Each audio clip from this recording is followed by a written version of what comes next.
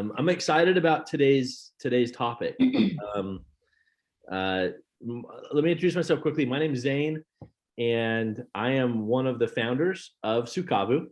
And we started Sukavu 2.5 years ago. We actually started manufacturing products 8 years ago, and we were making them for lots of different people.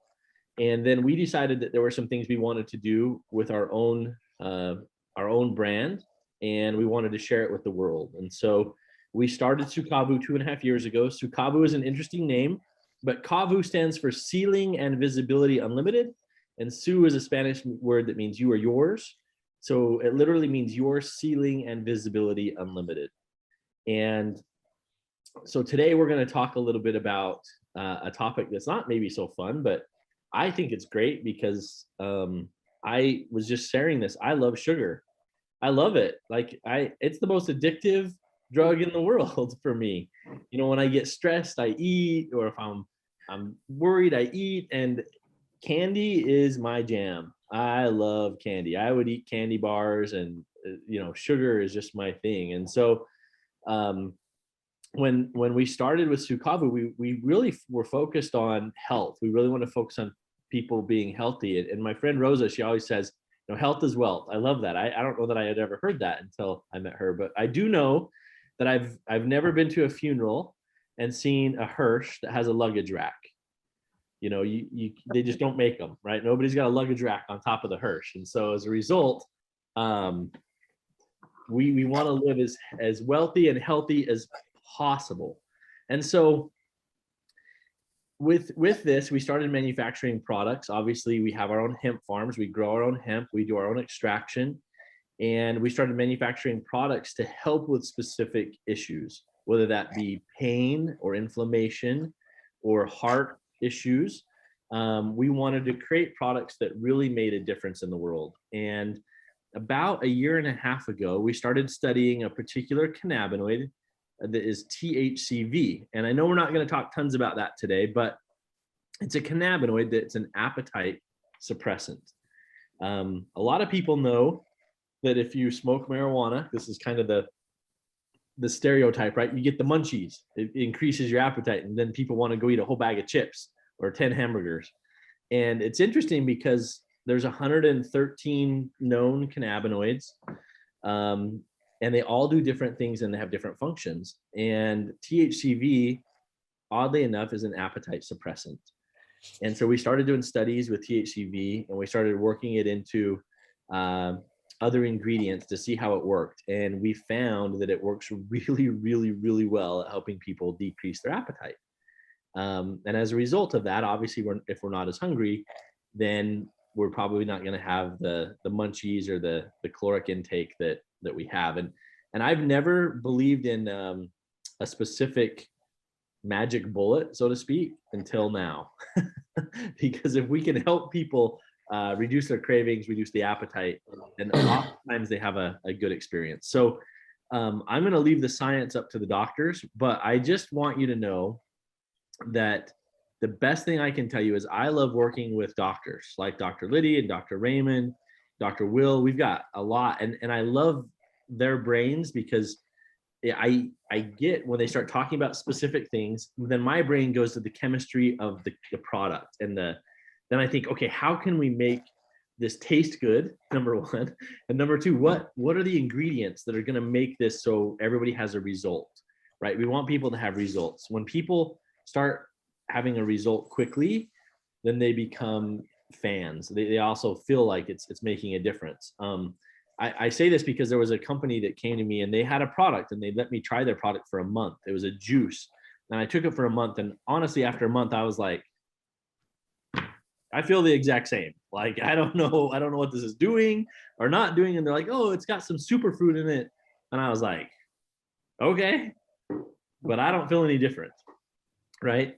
And I knew that when we were manufacturing stuff, we wanted people to have an experience. We wanted people to take it, whatever it is, if it's whether from our nitric oxide product to lowering blood pressure, to our trim, which helps reduce your appetite, to even the joint pain or the muscle gel. We want people to have an experience quickly, because if they have an experience quickly, they know it works, right? So excited to introduce Dr. Liddy.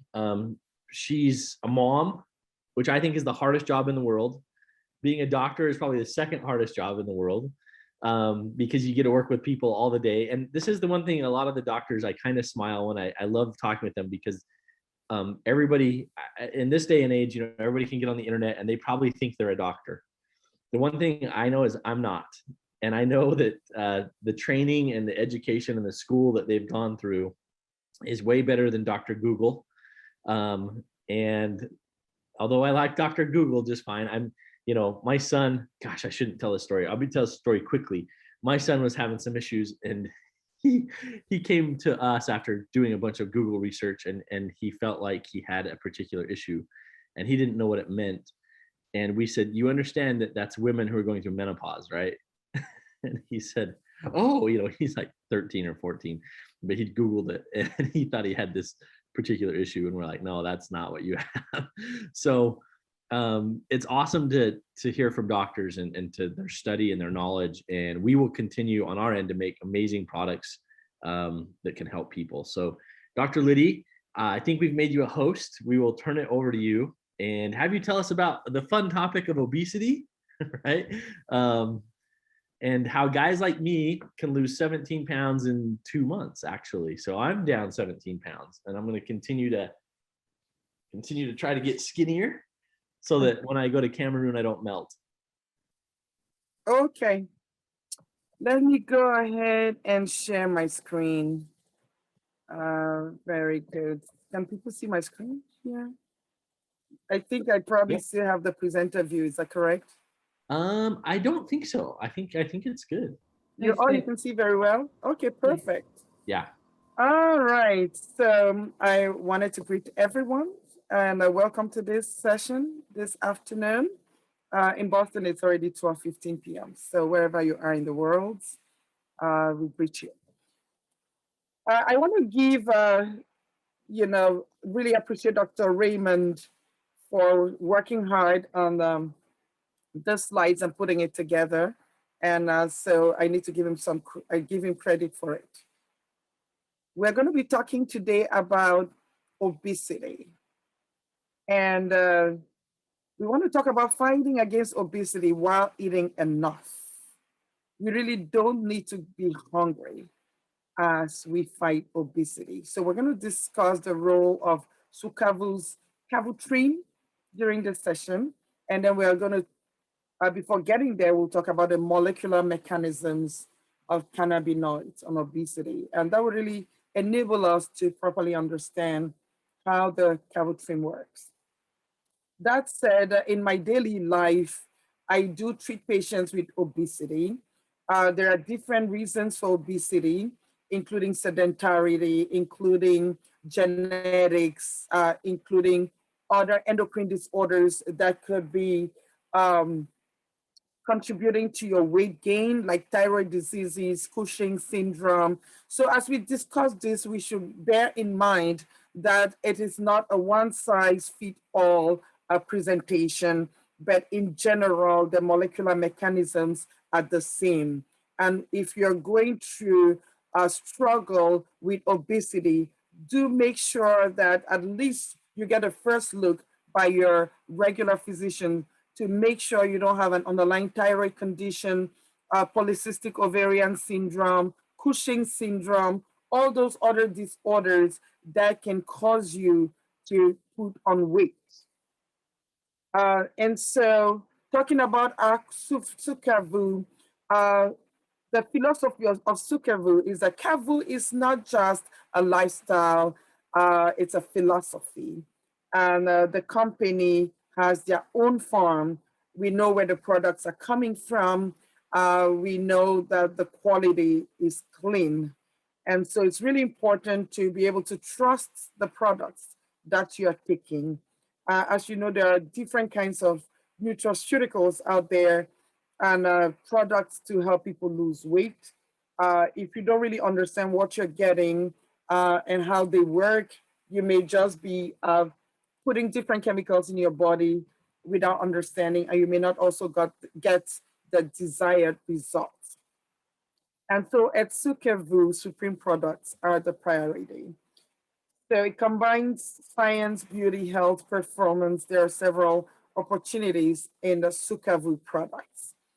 That said, we'll focus on obesity today. And I wanted to talk a little bit about this slide. So on this slide, you see an obese man standing in the food balance. On the right side, you see healthy foods rich in antioxidants that can really help you lose weight. And on the left, you see what is called Western diet of fast foods, rapidly made food, rich in processed, over processed foods, fried foods, greasy foods, fatty foods. So you can see here hamburger, French fries, and onion rings in this diagram. And this man on the scale is leaning more towards the left. And that is why his weight curve is on the higher side. Okay. Again, as I mentioned, I'm not trying to insult anyone that's obese. I myself, I'm a doctor who treats people that have weight issues, and I have weight issues myself. And I know why I have weight issues. So everybody's weight issue is not identical, but you can play even on your genes and modify environmental factors in order to fight your genes and fight your underlying disorders and stay healthy. This is overweight data from selected African countries. Now we're in America. We already know what's happening in America. Most of the population is getting more and more overweight and obese. In Africa, this is Cameroon. It is as almost 55% of the population in Cameroon is overweight. This is serious. Obesity is really trending very highly, even in African countries. And why are we talking about Africa? Africa is well known to be more, less westernized, let's put it that way. But because of westernization, we are seeing more and more obesity. In countries that are less westernized, who eat still more natural diets and who are more physically active, there are more farmers, there are more manual laborers in those countries, you can still see that the obesity rate is less. And then in hotter countries, for some reason, there is also less obesity. And so this slide is in French, forgive us, but I'm going to describe it in English. Contributory factors to obesity is economic development. People are now buying more processed things, increased urbanization, increased money. You have a lot more access to food, and then increased motorization. Before people used to walk a lot, now everybody's driving. You're going to the gym, you're driving your car to go to the gym, things like that. So that's what's happening in our society. A lot of sedentary jobs. People are sitting more in front of computers. I can tell you, for example, I gained more than 25 pounds during the pandemic because I was spending 10 plus hours in front of the computer, taking care of patients by computer, virtual visits. And there were so many patients back to back. You can't say you're going to take 5 minutes in between to exercise. You're going to put yourself way behind. So all of that causes weight gain. And then jobs that are sedentary, was already mentioned, decreased physical activity and too much access to food, and eating out has also been associated with a lot of weight gain, because when you eat out, once they bring all those breads and butter at the beginning, you know, to keep you busy while your meal is being prepared, those are extra calories that you're consuming. And by the time main meal comes, you're already almost full. And then you find yourself overeating empty calories when you eat out. So those are all major contributors to obesity, wherever we are in the world. And again, looking at urban and rural areas, this is just to prove the point that westernization and just increased economic development leads to increased obesity. The blue is urban, the red is rural. You can see obesity rates are much higher in urbanized cities, even in African countries. compared to rural areas. So we hope we've been able to make a case that sedentarity, westernization, eating fast foods, higher caloric foods, higher glycemic index foods are contributing to our obesity trend.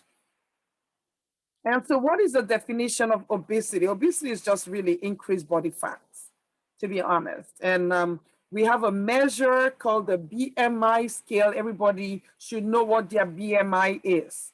And the BMI is the weight in kilograms divided by your height and squared.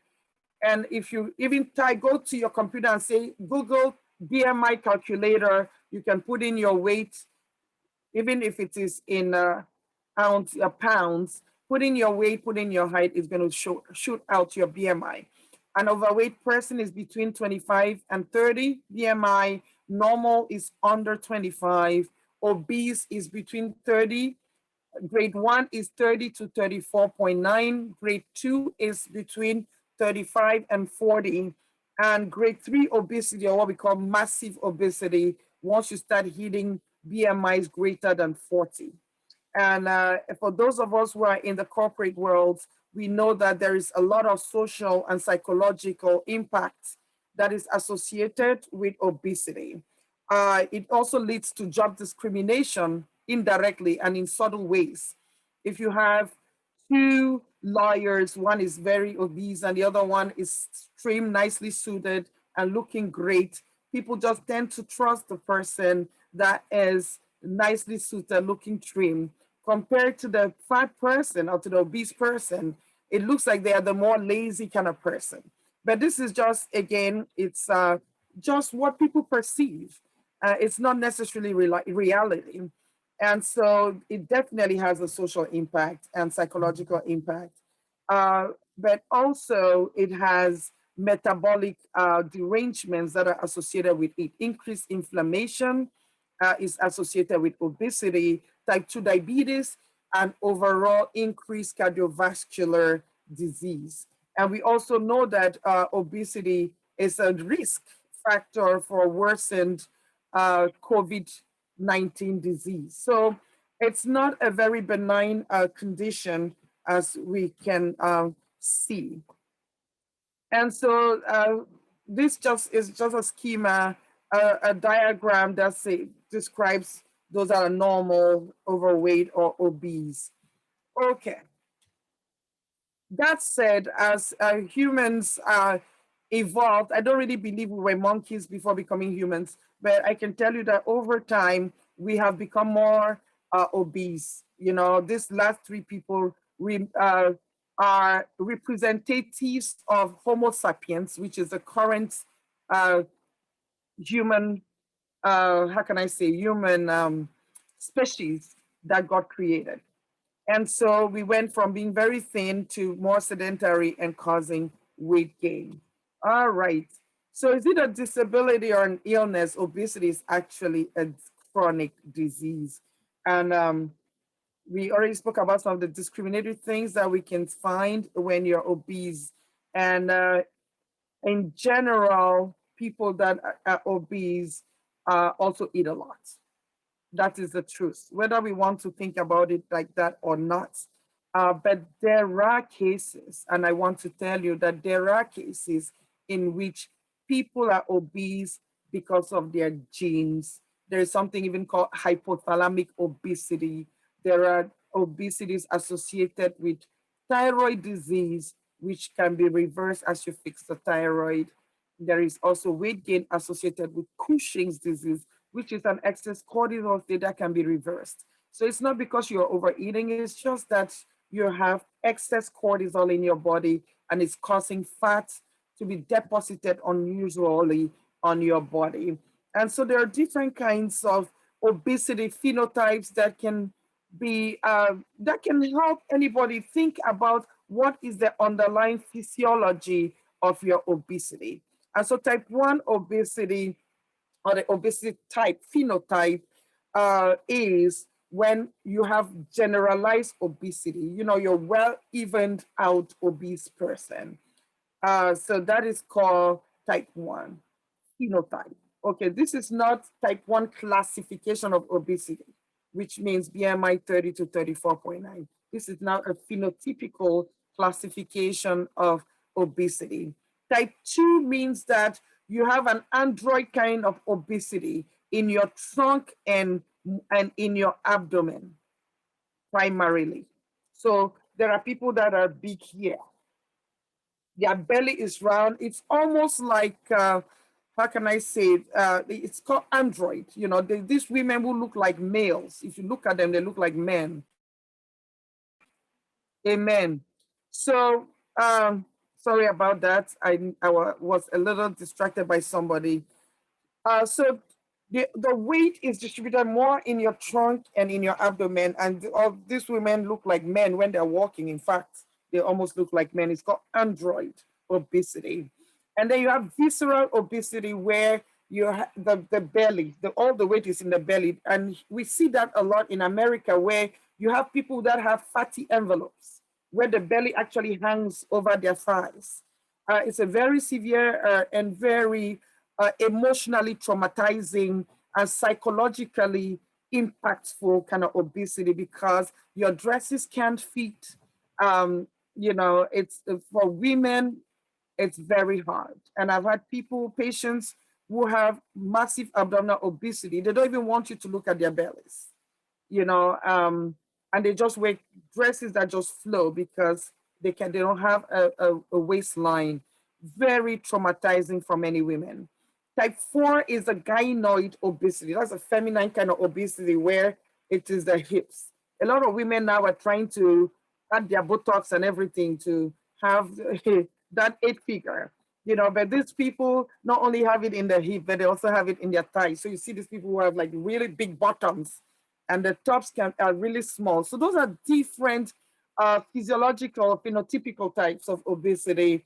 And looking at the person, you can already start guessing in your mind or what the underlying physiology of their obesity is. All right. So that said, talk to your doctor every time you're gaining weight unusually, maybe something that's reversible. Very good. So the next slide, we mentioned already that obesity is a pro-inflammatory condition. We know that it is associated with systemic inflammation.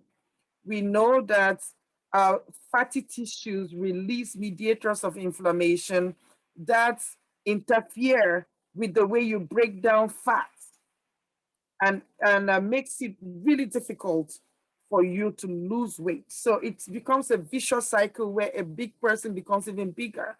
It's, you know, just harder and harder to lose weight as you gain more and more weight. Then there's also a lot of research showing that obesity also affects your gut microbiota and plays an important role in weight regulation. I have to say that the gut microbiome itself is very important in weight regulation. And sometimes when you find it difficult to lose weight, it may all be in your gut. So there are new medications out there that are available to help deal with these things, but we're going to talk about how Cavotrim helps also. Then there's metabolic things that are associated with weight issues, the diabetes, asthma, cancer is associated with obesity, depression, and cardiovascular disease. We spoke last week about the role of insulin resistance in causing fatty liver, which also causes more insulin resistance, and which causes higher insulin levels and you storing more fat. So when I have patients who come and they have irregular menses, for example, I check their fasting insulin levels, and if they have insulin resistance, we try to address that. And Sucravo nitric oxide booster is very important for those who have insulin resistance because it helps lowers insulin resistance. Okay, so that said, we spoke about diabetes. We just want to introduce the cause. Last week, we spoke about diabetes. This week, we're talking about obesity, which should not be confused with the metabolic syndrome. But I have to tell you, obesity is associated in general with the metabolic syndrome also, where you have increased waist circumferences and high fasting glucose because of insulin resistance, high triglyceride levels, which are not, it's not good for you to have high triglycerides because in the long run, you could develop pancreatitis as a result.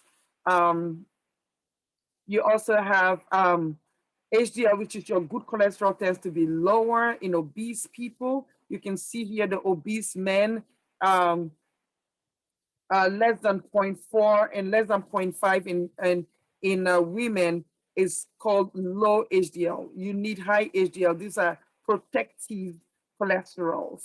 And then metabolic syndrome is also associated with high blood pressure. So, and obesity is associated with all those things. All right. So we spoke already a little bit about the causes of obesity. We learned a little bit about the pharmaceutical environments.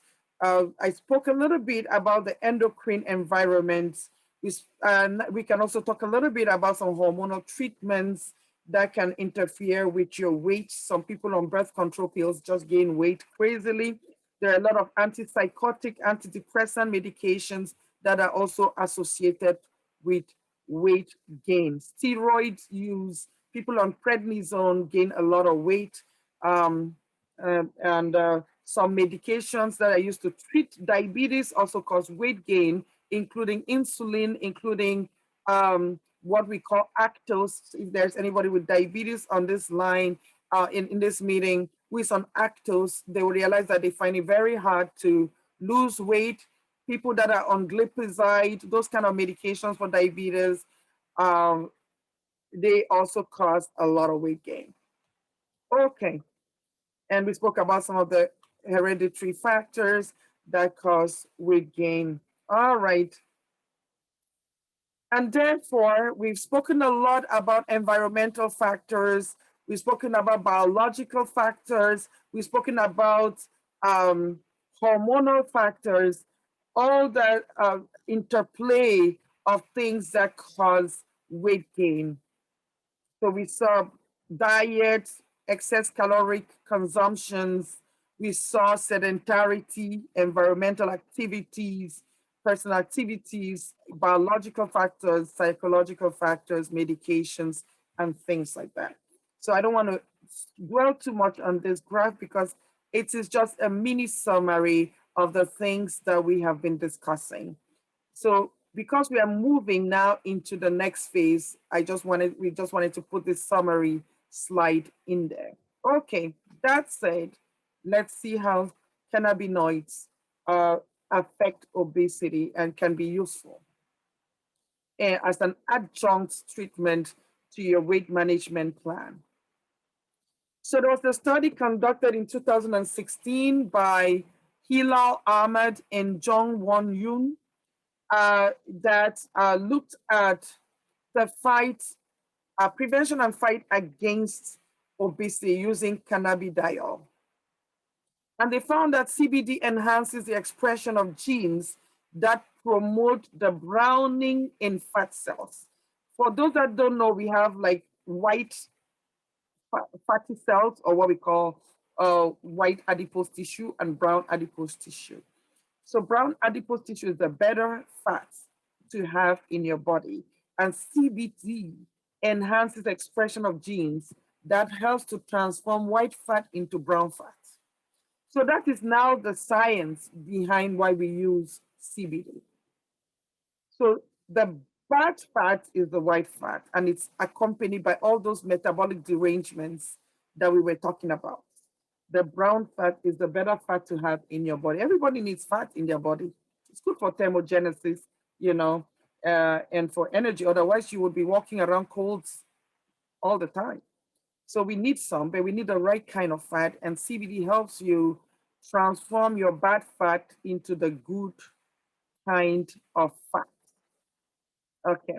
Then the next thing that study showed is that CBD also improves the expression of certain proteins present in adipose tissue, and it promotes thermogenesis, lipolysis, and lowering lipogenesis.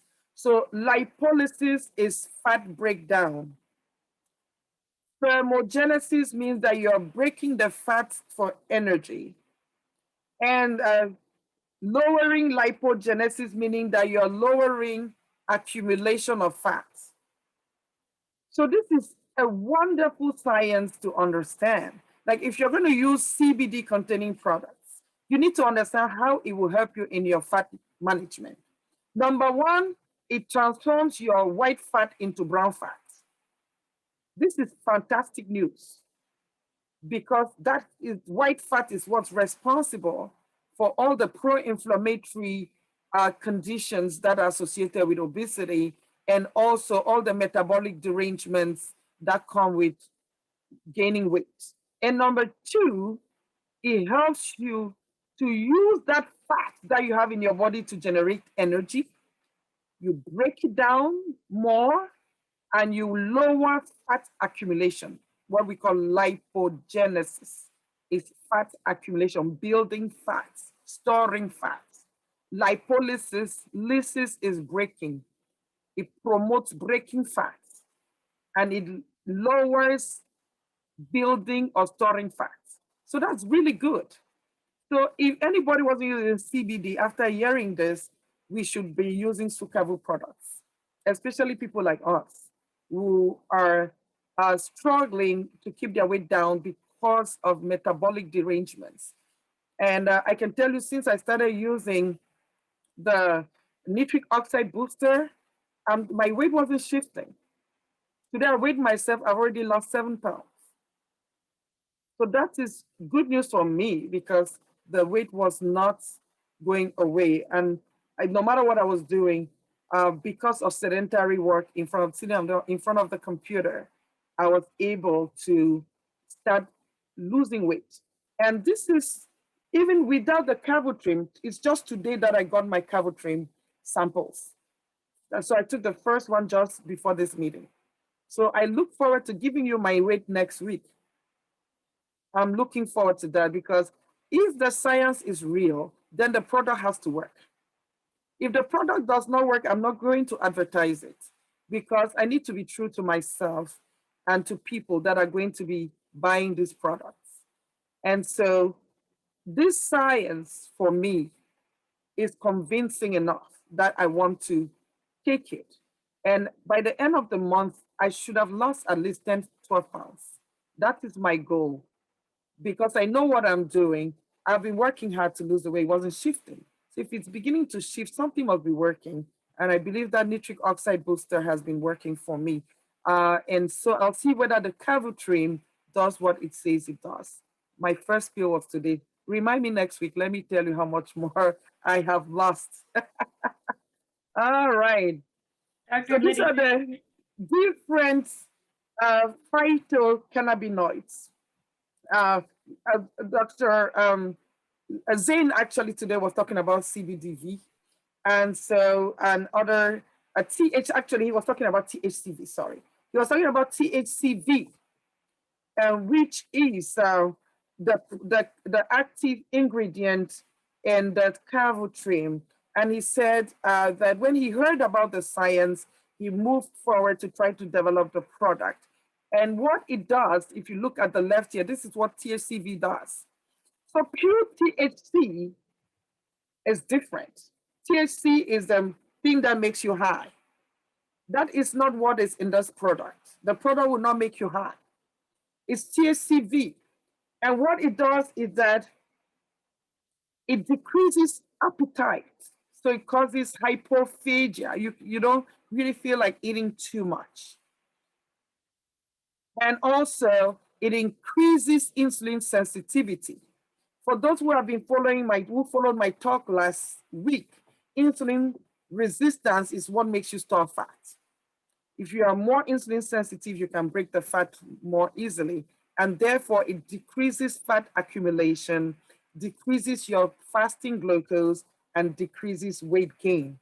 There are different other CBDV, CBC we don't really know the effects on weight, but those who listened to Zane at the beginning of the talk heard THCV, that is the active ingredients. Now, on the other hand, if you have your CBD products, you have to know what you want. If you are a thin person and you're trying to gain weight, you can use CBG.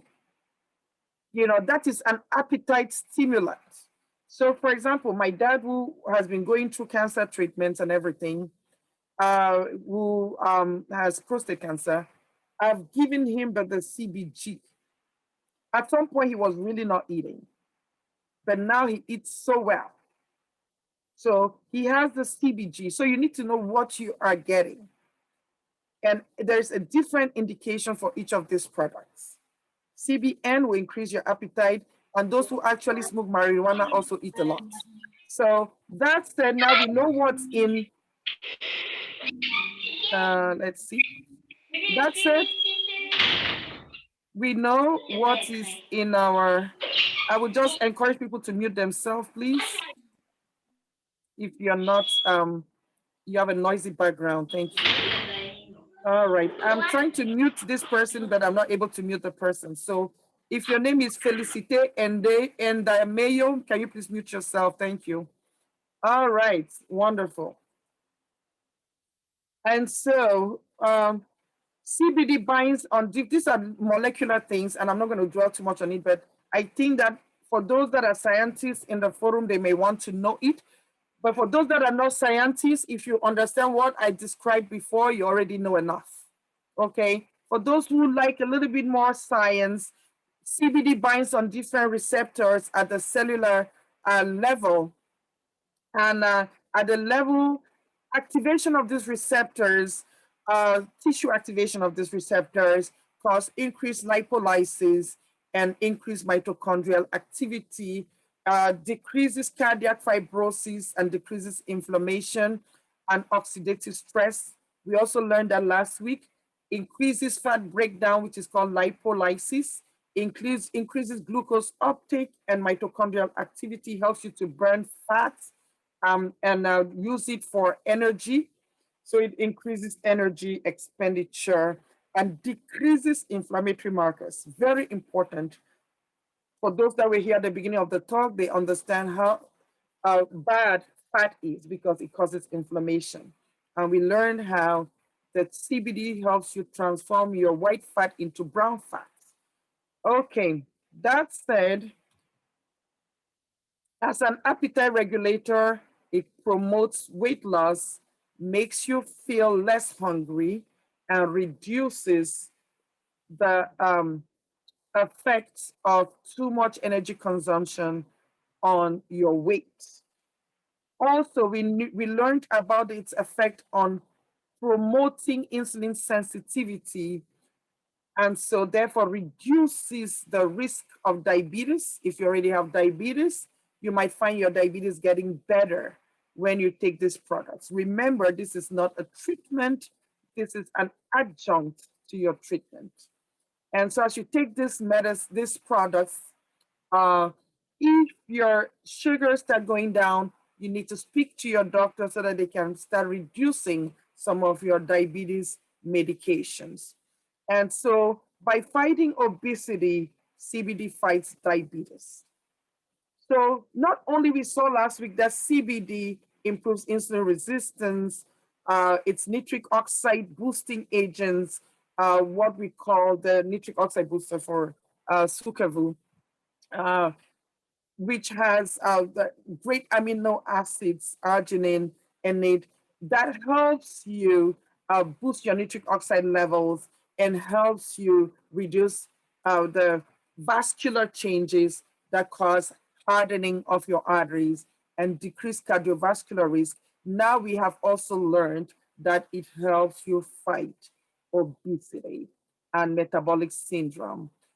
Okay, so I think that we have discussed enough about the pathophysiology of how CBD affects obesity, diabetes, the metabolic syndrome.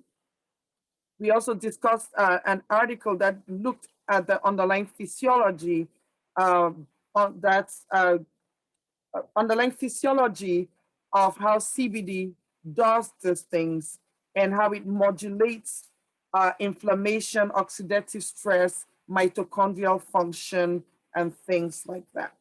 So there are ways to prevent obesity. Obviously, it's better if you can to prevent obesity.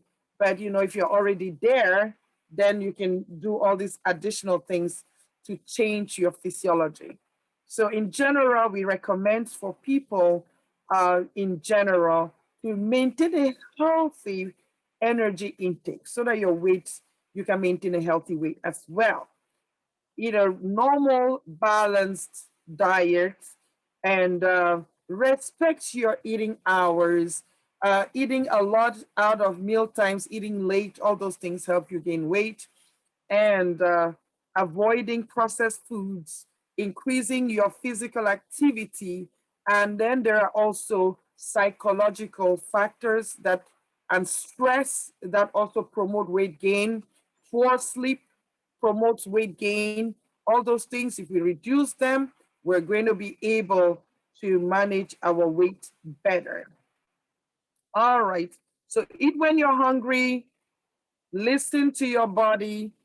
Don't eat if you're not hungry. When you eat, don't eat to be full.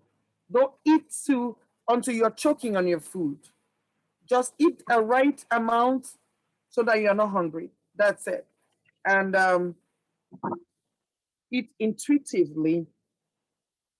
A lot of people think that starvation is the solution to losing weight. I can tell you during the pandemic, I would eat 1 meal a day and the weight was just going up. So starvation is not a problem. It's eating balanced meals. And if you're going to skip a meal, it is better for you to even use something like a protein loaded snack rather than eating potato chips. You're better off using the Sukervu protein powder, put a little bit in almond milk, and put your greens in it and enjoy it, even as a meal substitute.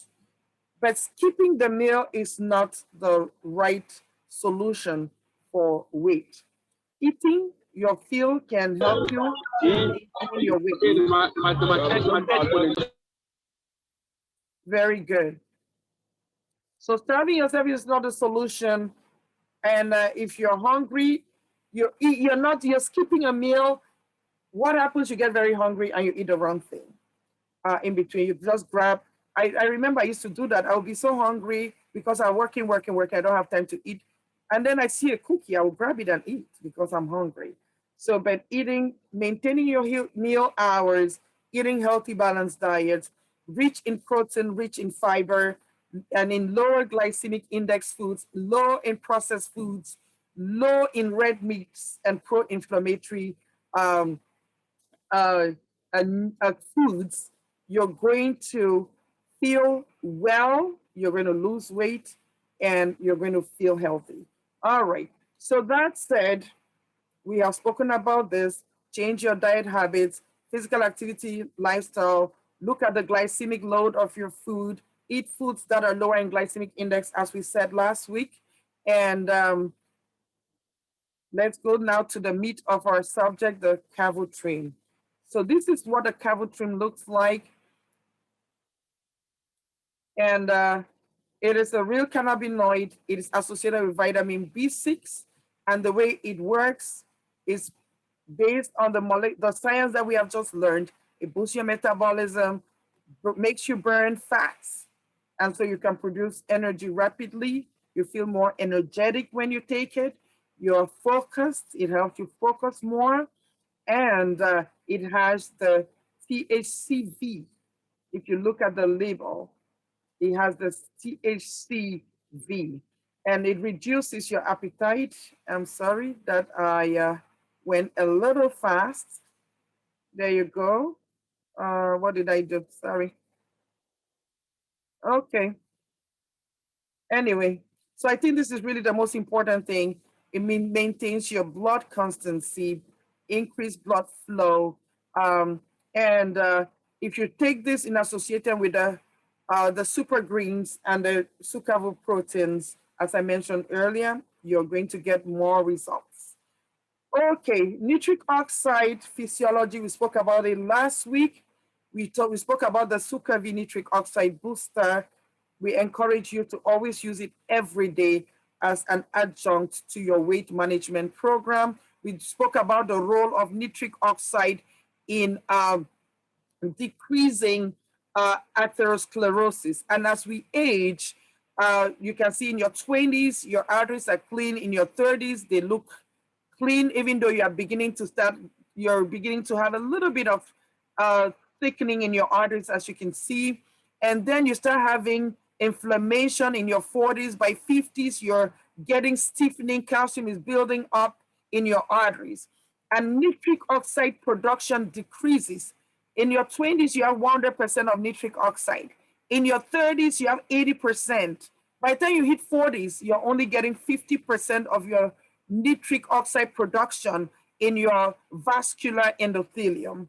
And so by the time you get to your 60s, only 15%. And that is why you get more and more hardening of your arteries as you get older. And so it's very important to start taking nitric oxide boosting agents as you start hitting your 40s.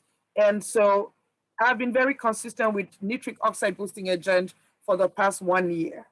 Very important, even in the fight against COVID-19, it's a very important component. Add it to your regimen. It reduces inflammation, reduces insulin resistance, as well as reduce atherosclerosis risk. So that is it, right? So it looks, the Cavunox boost, so it's nitric oxide booster. Okay, I think we have discussed all these things already. That is how it works. It has citrulline, as I mentioned earlier, which is a precursor for nitric oxide, and also arginine, and also vitamin B6, B12. All those things protect your nerves and detoxifies as well, because it has L-methionine as well. It has vitamin D3, which is good for your muscles and for your bones, and N-acetylcysteine, which is an antioxidant and detoxifier. Arginine, which helps with your blood pressure as well. So there you go. Those are the products. I hope the presentation was a bit long. We'll try to make it shorter next time. But I hope you were able to understand the physiology of nitric oxide boosting agents and the cannabidiol in regulating weight today, and also preventing diabetes. I'm done with the presentation. I'll pass it over to Dr. Raymond. Dr. Raymond? Dr. Liddy, before you pass it over, there's one question in the chat. Can you see that and answer that question for us? Thanks. Okay, let's see what the question is. The chat. So, how much CBD can you get, and for how long can you use CBD in order to get the effect of turning your white fat to brown fat?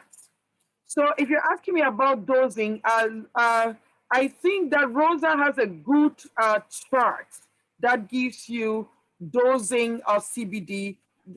Rosa, you can share it to everyone because it's not something you can just memorize, but it is available. That information is available. Rosa, you can share it. I know Rosa shared it with me as well. So, okay. Yes, I think the chief chemist who is in, who's been making this product, can really talk. But for me personally, Zane, I take the 600 CBG and the 600 CBD. What I did was that I started with 7 drops. As I got used to, it went to 15 drops. So around 12 o'clock or 1, I take 15 drops of each. But remember, I've been taking it for some time. And I also discovered something that Dr. Liddy just said: the whole day I'm not hungry. I was really shocked the last 3 days after taking it around afternoon that I don't feel hungry. So Zane, the expert who makes the product, the chief chemist, can guide us on how to take this product. Yeah, so I guess the question really boils down to, Dada has kind of 2 questions here. One is how much CBD can you get? that you can't take too much. It's not one of those things where like, oh, I've taken too much of this, it's going to cause a problem. There is the law of, diminishing returns. Some people think like, oh, if I took 800 milligrams of ibuprofen, then 2,000 milligrams of ibuprofen is better, and that's not always the case either. So the one thing I'll tell you with cannabinoids, specifically with CBD, you can't take too much. And I will also be dead honest in that I don't know the answer to that question on turning the white fat to brown fat. I don't know that. I've read the study, but without pulling it up and looking at it, I wouldn't be able to answer exactly how much CBD in that. I love what Rosa said, and I think that that's accurate in that you really want to be taking, between the average adult needs between 10 to 20 milligrams a day is kind of what they've put it at. So if that helps, but I'll double check on that. That's a great question, Dada, of, how much do I actually need to change the cellular structure of the white fat to brown fat. I don't have that answer actually off the top of my head. So I'll get it. That's the good news. And I think also that it's not something that just happens overnight. It is gradually over time, because it takes time to accumulate those fat cells. You can't just expect that in 2 days after taking it, everything will be transformed in your body. It's a gradual process. Yeah, absolutely. So, but exact amounts, I don't know. But just follow the recommendations of the, that are on the bottle. Okay. Okay. Yeah. Thank you very much, Mr. Zen, Dr. Lydie. Thank everybody to permit me to give my own presentation on this great topic. Alors, je vous remercie tous les participants à cette présentation de ce jour qui concerne l'obésité, qui est un problème majeur de santé publique dans le monde entier et qui nécessite l'attention particulière sur le plan médical des autorités médicales, que ce soit au niveau de l'OMS, l'Organisation mondiale de la santé, et les États, parce que de plus en plus, le phénomène d'obésité, de surcharge pondérale va atteindre les pays en voie de développement et même traverser ces pays et aller jusqu'en zone rurale si rien n'est fait. Alors, Sokavo, c'est la différence, parce que ce n'est pas seulement un mot de vie, c'est aussi une philosophie qui est présentée par M. Zen si brillamment. Les produits de qualité, c'est notre priorité. Et puis, il faut dire que c'est une entreprise qui fait dans la recherche scientifique, la recherche sur la beauté, la santé, la performance, et qui met à disposition du public plusieurs opportunités permettant soit de se développer sur le plan personnel, faire des recherches et même avoir une rétribution qui peut être financière. Je ne veux pas revenir très longtemps sur cette explication de ce monsieur qui est en surpoids et qui est sur une balance entre les produits transformés qui sont les fast-foods d'un côté et de l'autre côté les produits, les légumes qui sont riches en antioxydants et qui ont la capacité de lutter contre l'obésité. On va se rendre compte que ce monsieur, il est beaucoup plus penché du côté où il y a des produits transformés. Conséquence, il est en surpoids. Alors, nous avons ce slide qui montre que le Cameroun ne reste pas en arrière dans le problème de l'obésité. Nous avons plus de 50% de personnes obèses au Cameroun et les mécanismes de l'obésité sont très variés. On sait aujourd'hui que le développement économique associé à l'augmentation des revenus et l'urbanisation avait pour conséquence une motorisation avec les métros, les voitures. On ne va plus à pied, on ne va plus à vélo, on est dans les voitures. Les métiers physiquement exigeants ont diminué, on a transformé tout. Les gens ont tendance à automatiser tout, alors à robotiser tout. Physiquement, on travaille très peu.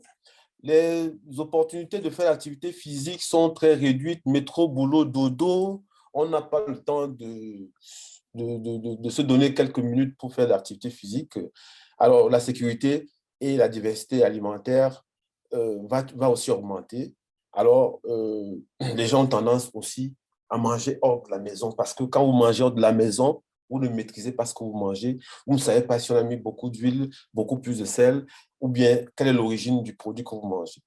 Alors, tout ceci est en rapport avec une augmentation de la consommation alimentaire, bien entendu, une baisse de l'activité physique. Ceci va aggraver dans l'obésité. Voilà le mécanisme, les causes de l'apparition de l'obésité chez nous en Afrique. Voilà. Alors, nous allons passer donc au prochain slide. Mon ordinateur fait comme s'il se plante. C'est un mauvais bébé. De temps en temps, il veut me décevoir, mais aujourd'hui, tu ne vas pas me faire ça.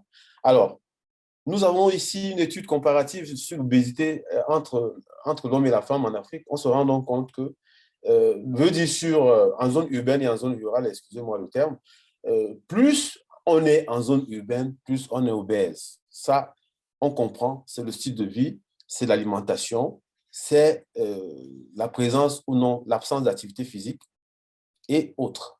Alors, on définit l'obésité comme étant une augmentation de la masse adipeuse dans le corps. Mais il y a un concept qui permet de reconnaître l'obésité.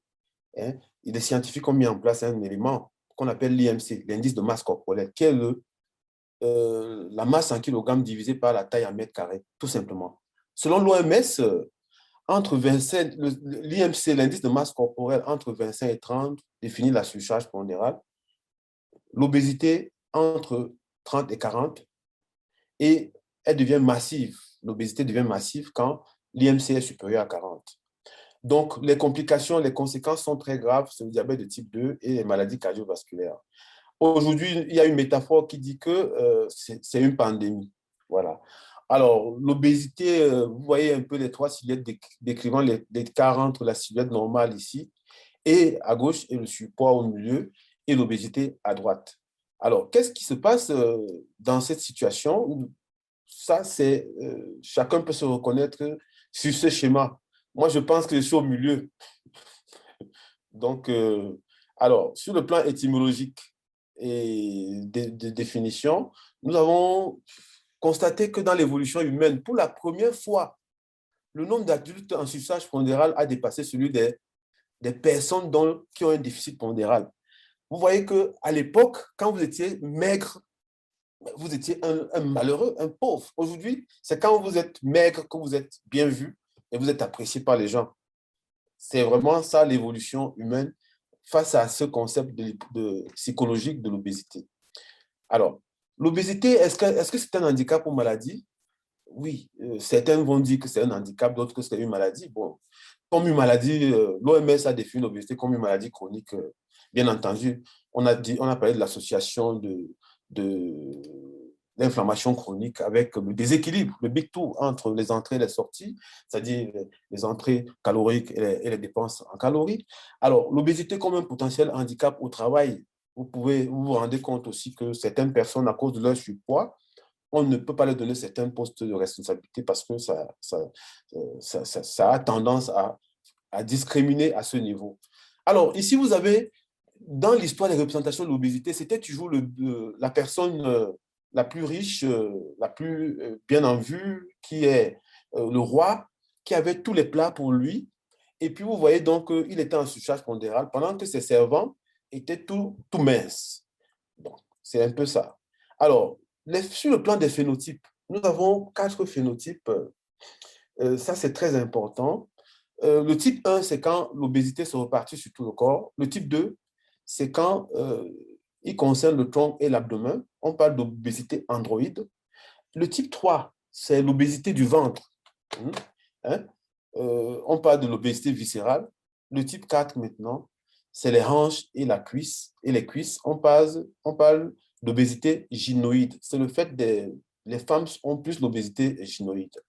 Alors, sur le plan physiopathologique, cette inflammation systémique chronique subaiguë qui se passe au niveau des tissus adipeux est associée à une libération de certaines substances qui sont des médiateurs.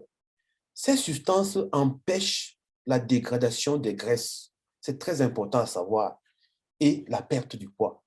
Donc le tissu adipeux a à son sein certaines puissances qui entretiennent le surpoids. Vous voyez un peu, ces médiateurs qui entravent la lipolyse. Donc, quand vous êtes obèse, vous sécrétez certaines substances qui empêchent que votre graisse se dégrade, donc qui entretient donc, la lipogénèse et l'obésité. En conséquence, en absence de lipolyse, c'est-à-dire de destruction de graisse et de perte du poids, et si cette perte de poids est difficile, l'obésité va affecter également le microbiote intestinal, qui joue un rôle très important dans la régulation du poids, le microbiote, c'est-à-dire que les bactéries qui assurent la trophicité de l'intestin. Sur le plan systémique, l'inflammation systémique associée à l'obésité va favoriser, donc, comme on a dit, comme on l'a vu depuis l'autre jour, le diabète, l'asthme, le cancer, la dépression, les maladies cardiovasculaires. On va toujours revenir sur l'insulino-résistance qui est associée à l'infiltration graisseuse des cellules hépatiques, dont le rôle principal n'est pas de stocker les graisses. Voilà. Nous avons ici un slide qui donne le diagnostic de l'obésité par le calcul de l'indice de masse corporelle. On a les différentes tranches. Vous pouvez déjà vous définir à partir d'ici en calculant votre IMC, qui est la masse en kilogrammes divisé par la taille en mètre carré. Vous êtes normal si l'IMC est entre 18,5 et 25. Entre 25 et 30, vous êtes en surpoids. Moi, je suis entre 25 et 30.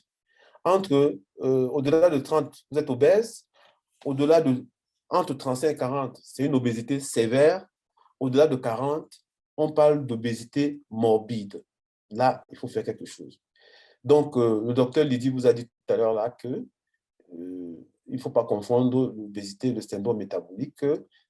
Ça se rapproche, il y a des symptômes qui sont parallèles et qui sont très souvent associés dans les deux cas.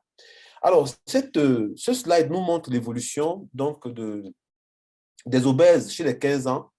On se rend compte que la courbe qui parle des États-Unis est au top, suivie au milieu par le Royaume-Uni. Et puis, plus bas, la France et les Pays-Bas ont un niveau d'obésité chez les plus de 15 ans qui est le plus bas en Europe. Voilà. Cette courbe montre l'évolution grandissante de l'obésité dans le temps. Et puis, ça impose une réaction de la part de la communauté scientifique internationale. Il faut inverser les choses, il faut faire quelque chose contre les fast-foods. Les causes de l'obésité sont variées. Nous avons parlé ici des processus obésogènes. Alors, le Big Two, c'est quoi? Le Big Two, c'est quoi? C'est quelque chose à retenir, c'est un concept très important à retenir. C'est la faculté que nous avons à équilibrer les entrées que nous prenons avec les dépenses que nous faisons. Donc, nous avons un apport énergétique quotidien qui est défini en calories. Nous avons aussi des dépenses énergétiques que nous devons faire pour équilibrer l'apport et les sorties pour maintenir notre poids.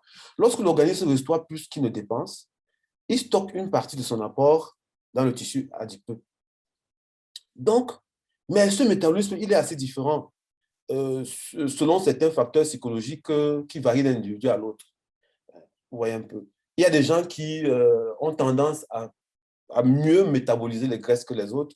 D'autres ont tendance à manger beaucoup et à être plus sensibles, moins sensibles à la surcharge pondérale. D'autres sont sensibles à la surcharge pondérale avec des petits repas. Donc, il y a des côtés psychologiques et des côtés familiaux. On va voir tout à l'heure là, la notion de la génétique aussi. Alors, la surconsommation, vous voyez, aujourd'hui, on nous suit partout avec les distributeurs automatiques de jus. Regardez les distributeurs automatiques de jus. Vous allez à l'école, il y a les distributeurs automatiques de jus. À l'hôpital, les distributeurs automatiques de jus. Alors, ça, nous, l'Afrique ne devrait pas copier cette manière de faire. Ça, c'est les industries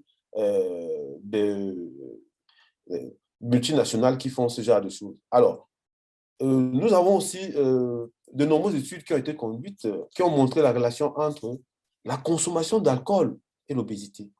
Donc, la consommation d'alcool favorise l'obésité. Il n'est plus... on ne dira jamais assez le rôle de la sédentarité. Quand vous ne bougez pas beaucoup, ça fait la surcharge pondérale. Donc, les perturbations de sommeil aussi sont en rapport, les dérèglements sont en rapport avec l'apparition de l'obésité. Le stress chronique, vous savez que le stress favorise les fringales. J'ai une amie à Paris qui en sait quelque chose. Le stress et les fringales. Il faut toujours gérer son stress pour éviter les fringales au cours de la journée. Alors, in utero, nous savons aussi qu'une IMC élevée chez la mère aura tendance à donner un gros bébé. Et comme le docteur Lydie l'a dit, c'est son domaine d'ailleurs, il y a ce qu'on appelle les perturbateurs endocriniens, qui sont des hormones, œstrogènes, testostérone, hormones thyroïdiennes, qui vont influencer donc la prise de poids chez un individu. Sur le plan des médicaments, plusieurs médicaments, c'est bon à savoir, on ne peut pas passer sans le préciser. Certains sont des psychotropes, ils agissent sur la prise de poids. Il en est de même pour les traitements hormonaux qu'on a cités là, les oestrogènes, les progestatifs et les androgènes. Alors, sur le plan, on ne va pas éviter de parler des antiépileptiques parce que nous parlons de tous les médicaments qui favorisent le surpoids. Nous allons parler aussi des antalgiques, certains antidiabétiques, anticancéreux. Les corticoïdes, vous voyez, quand quelqu'un prend les corticoïdes, il a tendance à devenir bouffi, donc ça favorise la rétention et le surpoids. Alors, sur le plan microbiologique, l'environnement microbiologique, nous allons parler surtout du microbiote intestinal, dont le rôle est déjà connu et dans l'exacerbation, la destruction favorise l'aggravation de l'obésité. Sur le plan héréditaire, nous avons vu qu'il y a beaucoup de facteurs héréditaires qui font que certaines personnes sont plus susceptibles que les autres. Certaines familles ont tendance à être plus obèses que les autres. Donc, les conséquences sont très graves aussi. C'est le diabète de type 2, comme on l'a dit tout à l'heure, c'est l'apnée de sommeil, c'est l'insuffisance cardiaque, c'est l'augmentation de la mortalité. Les gens qui sont obèses meurent plus que ceux qui sont normaux. C'est l'espérance de vie qui diminue chez les obèses. Alors, le diabète sucré, il est connu. Il doit apparaître normalement à 40 ans, mais chez les obèses, il apparaît plus tôt. La preuve, c'est que des études dans le monde, surtout aux États-Unis, le montrent. L'hypertension artérielle apparaît quand vous êtes obèse, quand vous prenez du poids. Les accidents vasculaires cérébraux et les accidents cardiovasculaires. Alors, tout ça, c'est des conséquences, y compris l'apnée de sommeil. Vous savez, une personne en surcharge pondérale peut avoir des difficultés de respirer pendant son sommeil. Ça peut provoquer même la mort subite. On a vu des cas comme ça. L'arthrose est une conséquence du diabète parce que le poids, les articulations ne supportent plus le poids du corps. Ça va s'user et ça va créer l'arthrose. Et puis, alors, sur le plan de la dépendance psychologique de la nourriture aussi, c'est des choses connues. L'apparition du cancer, le vieillissement accéléré du cerveau, la dépression. Maintenant, l'obésité a un coût économique. Car ces patients obèses, ils vont augmenter les dépenses au niveau médical. Et puis, leur mobilité très faible vont faire qu'ils seront très peu productifs. Alors, en résumant donc ici, là, les déterminants de l'obésité sont très variés. On a parlé aujourd'hui de l'activité individuelle, c'est-à-dire ce que vous faites comme travail, l'activité à l'environnement, la biologie, on a vu la biologie, on a vu les facteurs hormonaux et autres. La consommation, qu'est-ce que vous mangez, ça joue sur la surcharge pondérale. Les facteurs psychologiques, ça veut dire quoi? Quel est votre état d'esprit? Le stress, on a vu que le stress favorisait le grignotage. Donc, il y a maintenant les influences liées à la société. Par exemple, vous voyez un peu, quand tout le monde va vers une orientation, par exemple, il faut peut-être une pièce pour déclencher un jus. C'est d'abord pour le faire comme les autres qu'on le fait. Ce n'est pas vraiment parce qu'on veut consommer le jus. Alors, la production alimentaire, quand elle devient industrielle, on comprend que tout le monde va devenir obèse. Maintenant, nous allons un peu parler des mécanismes d'action biomoléculaire des cannabinoïdes sur l'obésité. Alors, nous avons vu aujourd'hui que, parler d'une étude, on va parler d'une étude qui a été conduite par certains scientifiques, Ilal Ahmad et Jong-Won Young en 2016 sur le cannabidiol, dans la prévention et la lutte contre l'obésité. Ils ont montré que les CBD améliorent l'expression des gènes qui favorisent, comme le docteur Lydie l'a si bien précisé tout à l'heure, le brunissement des adipocytes. Et quand les adipocytes brunissent, les cellules graisseuses brunissent, elles deviennent plus aptes à se dégrader et à produire de l'énergie pour le corps. Ce qui fait que les adipocytes qui sont brunes, les cellules graisseuses qui sont brunes ont tendance à favoriser, à lutter contre l'obésité que les cellules blanches. Elle a bien insisté là-dessus. Et ils ont aussi parlé de l'expression de certaines protéines présentes dans le tissu adipeux. Vous vous rappelez au départ de cette présentation, on avait dit que certaines substances étaient libérées dans le tissu adipeux et cette substance empêchait la lipolyse. Mais qu'est-ce que le CBD va faire maintenant? Il va venir agir sur cette substance et activer et reprogrammer l'expression de cette substance au niveau des gènes et faciliter la production des protéines qui active donc la thermogénèse, c'est-à-dire la production d'énergie, la lipolyse, c'est-à-dire la dégradation des graisses, et ils vont aussi baisser la lipogénèse, c'est-à-dire la fabrication des graisses, qui est un facteur important de l'obésité. Alors, les mécanismes sur le plan biomoléculaire, nous avons aussi des récepteurs, comme vous voyez si bien, où va se fixer notre CBD et qui va agir au niveau des tissus, du foie, du cœur, des tissus adipeux et des glandes endocrines telles que le pancréas. Ça, c'est la plupart de nos cibles dans la surcharge pondérale. Il va se passer quoi? Une augmentation de la lipolyse, c'est-à-dire de la dégradation des graisses, et une augmentation de la consommation de glucose, luttant ainsi contre l'insulinórésistance, une augmentation de l'activité mitochondriale qui va augmenter la thermogénèse et faciliter la dégradation des graisses. En même temps, diminution de l'inflammation et du stress oxydatif. Nous avons vu là cette action, elle est variée sur les tissus. C'est un certain nombre de tissus où le cannabidiol joue un rôle important dans la régulation de l'obésité, de la prise de poids.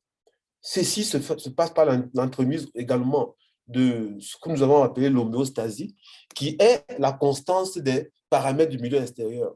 On a dit que le système endocannabinoïde agissait comme un régulateur homéostasique, c'est-à-dire que dans le corps, quand une substance est déséquilibrée, les phytocannabinoïdes vont la réguler en activant les récepteurs endocannabinoïdes. Ça, c'est très important. En régulateur de l'appétit, le CBD va favoriser la perte de poids en régulant la sensation de faim et la survenue du diabète ainsi que leurs complications. Le CBD lutte ainsi contre l'obésité et lutte aussi contre le diabète. Alors, nous avons ici un schéma qui est un peu compliqué pour nous tous. On va passer dessus.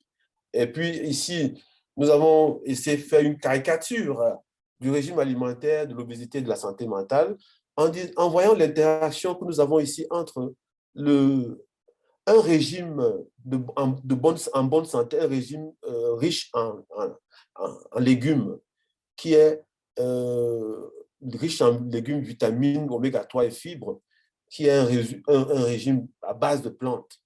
Hein. Ça diminue le risque d'obésité.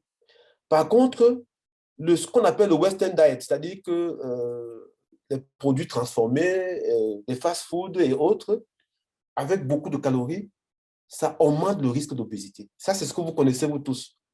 Alors, vous voyez donc que quand il y a l'obésité va entretenir quoi? Un ensemble de mécanismes tels que l'inflammation, le stress oxydatif, le dysfonctionnement de la production d'énergie dans les mitochondries. Et puis, au niveau intestinal, il y aura une altération du microbiome intestinal. Et tous ces mécanismes affectent aussi le système des gènes qui vont changer et entretenir en même temps aussi la dépression mentale. Donc la modulation des voies impliquées dans l'inflammation, le stress oxydatif, comme j'ai dit tout à l'heure là, va être associée donc à l'obésité. Qu'est-ce que nous allons dire de la prévention?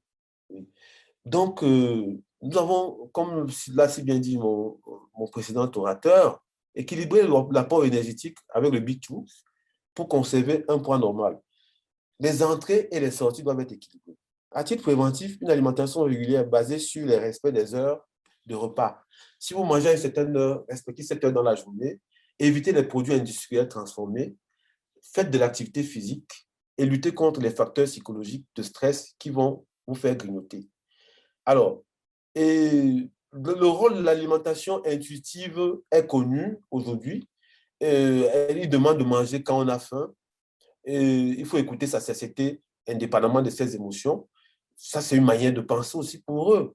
Manger à sa faim sans restriction en privilégiant les produits à base de plantes.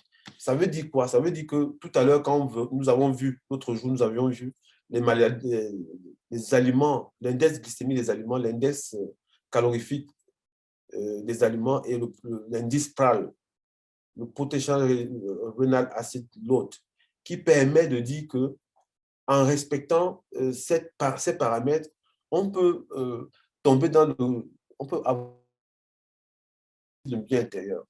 Donc, on a démontré aussi l'inefficacité relative des régimes restrictifs. Mais c'est des choses que le jeûne intermittent, certains, ça marche, certains pas chez d'autres. Donc, et les traitements maintenant sont très, très importants à savoir. Nous allons revenir sur les traitements, la restriction calorique pour obtenir une réduction de la charge pondérale. Nous allons revenir sur l'activité physique, nous allons revenir sur le soutien personnalisé. Donc, en modifiant les pratiques alimentaires, nous pouvons réduire notre surcharge pondérale. Donc, il est question de supprimer certaines catégories d'aliments, manger au moins 5 fruits et légumes par jour, boire de l'eau avant les repas, éviter les aliments transformés, éviter les aliments à haute densité énergétique, éviter les aliments contenant à la fois des matières grasses et des sucres. Ça, c'est très important. Alors, on doit aussi réduire les tailles des portions. Éventuellement, augmenter le nombre de repas par jour. Au lieu de prendre 2 grands repas, prenez les tout petits et 3 petits repas par jour. Donc, augmenter le petit déjeuner et réduire le dîner. Éviter de grignoter les repas. Alors, il demande aussi d'éviter les édulcorants artificiels. En plus de ça, l'activité physique et le mode de vie jouent un rôle très important dans la lutte contre l'obésité. Il est question de faire une restriction calorique et d'avoir un meilleur sommeil. Nous revenons sur l'indice calorique des aliments, qui est le nombre de calories dans 1 gramme d'aliments. C'est très important parce que plus la densité est faible, plus on lutte contre l'obésité et le diabète. Alors maintenant, l'index glycémique aussi, il doit être faible pour que l'aliment ne favorise pas la prise de poids. En moins de 55, il est faible. Entre 56 et 69, il est modéré. À plus de 70, il est élevé. L'indice PRAL, nous allons comprendre que pour lutter contre l'obésité, les régimes conseillés vont associer quoi? Des aliments avec une densité calorique faible. Nous avons le tableau qui indique tout ça. Un index glycémique bas et un indice PRAL inférieur à 0. Les tableaux sur l'index glycémique, la densité calorique et l'indice PRAL sont disponibles et peuvent être mis à la disposition de tout le monde. Alors, Sokavu met à la disposition du public un produit qui est le Kavotrim et qui joue un rôle très important défini dans l'obésité. Alors, le Kavotrim, c'est un cannabinoïde réel avec un effet entourage associé à la vitamine B6 pour une combinaison gagnante. Vous voyez l'effet entourage parce que vous allez voir qu'il y a plusieurs cannabinoïdes. Il y a le CBD dedans, le CBG, le THCV, le CBDV et le CBC. Alors, tous ces produits montrent l'effet entourage du cannabinoïde que M. Zen a bien voulu mettre en discussion pour potentialiser l'action des cannabinoïdes sur la faim et sur la satiété. Alors, il agit en dynamisant le métabolisme, augmentant la production rapide d'énergie, il améliore la concentration, il réduit l'appétit, il maintient les constances du milieu intérieur et du sang. Alors, il conseille une bonne association avec les protéines, le P-protéine et le supergrain. Alors, nous allons parler aussi maintenant pour introduire l'activateur non sélectif de la production d'oxyde nitrique qui a été découvert par 3 scientifiques qui leur avaient le plus de la paix. En vieillissant, nous perdons notre capacité à produire l'oxyde nitrique. Alors, nous pensons aussi que la supplémentation à l'oxyde nitrique est très importante et a un effet sur l'obésité. Alors, nous avons le North Bourse de Sokavu qui jouerait un rôle très important par son oxyde nitrique sur l'obésité. Alors, comment il fait? Ce qu'on a dit tout à l'heure là, toujours en augmentant la thermogénèse, la lipolyse, en diminuant la lipogénèse, en optimisant la production d'énergie, en luttant contre la plaque d'athérome au niveau des vaisseaux et il va réguler l'expression de certains gènes de l'obésité, comme ça a été défini. Alors, le cavo-NOS de Socavo contient des activateurs non sélectifs de la synthèse d'oxynitrite, comme la N-arginine et la L-citronine, dont les effets sont connus et les bénéfices variés. Entre autres, on y trouve aussi d'autres substances qui sont listées là, vitamine B6, B12C, les folates, le glutathione, la L-méthionine, la N-acétylcystéine aussi, dont les effets sont connus sur la régulation de la lutte contre l'obésité. Alors, je vous remercie pour votre bien aimable attention, tout en m'excusant pour cette présentation qui est assez longue. Le sujet sur l'obésité, c'est un sujet qui est suffisamment long et nous pensons que les produits Socavo ont un avantage assez spécial. Pourquoi? Parce qu'ils associent deux principes actifs. Il y a les inducteurs non sélectifs de la production d'oxyde nitrique, à savoir la L-arginine et la L-citrulline, qu'on retrouve dans le NOx Boost de Socavo. Et il y a les cannabinoïdes qui agissent aussi comme coupe-faim et comme dans l'hypolytique, assurent la destruction de graisse et tout ce qu'on a défini tout à l'heure là, et qui sont importants. Ceci fait des produits Socavo une exclusivité qui associe non seulement cet activateur de l'oxyde nitrique au cannabidiol. Je vous remercie pour votre bien aimable attention. I got the merci, and as soon as I hear merci, I know that means thank you. Thank you. Merci beaucoup. Thank you so much, Dr. Raymond. I love it. I love it. I love it. Oh, it's so good to have amazing doctors who can share information with everybody. So thank you very much. With that, we want to thank everybody for your time. Thank you for joining us. We are very, very grateful to have Dr. Raymond, Dr. Liddy, and everybody who joined us tonight. Thank you so much from wherever you are in the world. We're so glad that you would join us and hang out with us. That's all I have. So I guess with that. Yeah, Marie wanted to share her testimony. She's been taking it.